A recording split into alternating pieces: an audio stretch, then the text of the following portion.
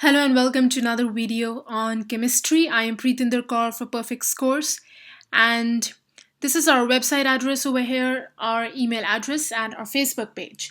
So in this video, we are going to cover the next topic, which is molarity, and we will also discuss about pressure. Now remember, this video is not going to cover the details of what molarity is.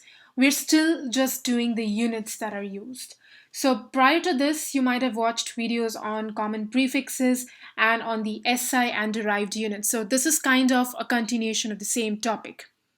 So coming to the question of molarity. Now molarity is just one of the ways in which you can measure the concentration of a solution or of any substance.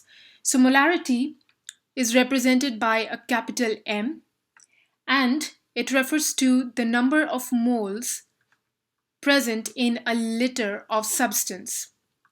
There is a similar unit that we use, which is molality, represented by a small m. This one is the number of moles present in 1 kilogram of a substance. And then there is a ratio known as a mole fraction. Now, mole fraction is a ratio. It is represented by capital X, and because it's a ratio, it does not have any units. Now, mole fraction refers to the number of moles of the solute divided by the number of moles present in the solution. So this ratio is known as a mole fraction. And then there are two very commonly used concentration measures. What is ppm, which is parts per million. It's a ratio, so it does not have any units.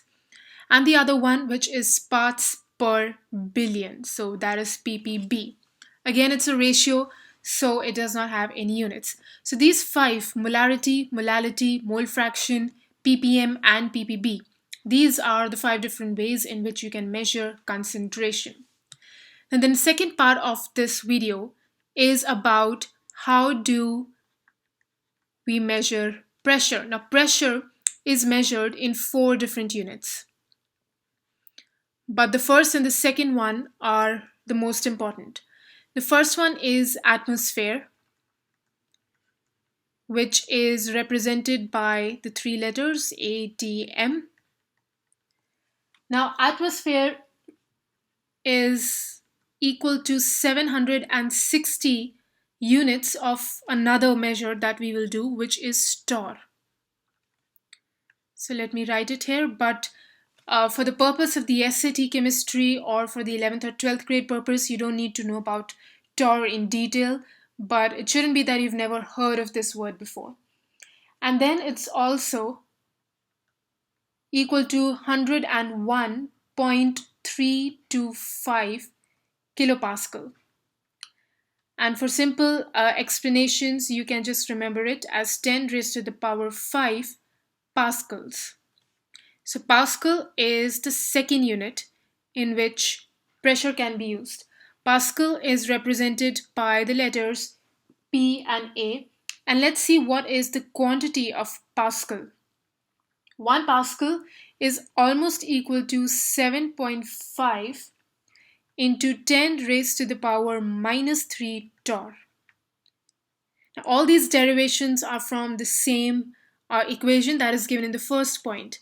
The only thing you need to remember is the relationship between atmosphere and Pascal, which is this one. So it's not exactly the same, but a rounded figure is used in case of numericals. Coming to torr, torr is actually measured in millimeters of mercury.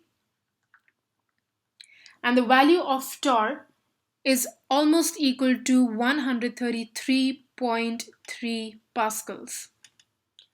And the last one is pound per square inch, also known as PSI. So the value of PSI is almost equal to 51.7 torr.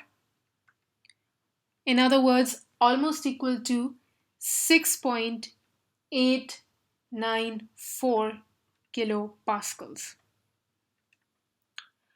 So that is the relationship between all of these. Again, remember, atmosphere and the Pascal are most important out of these.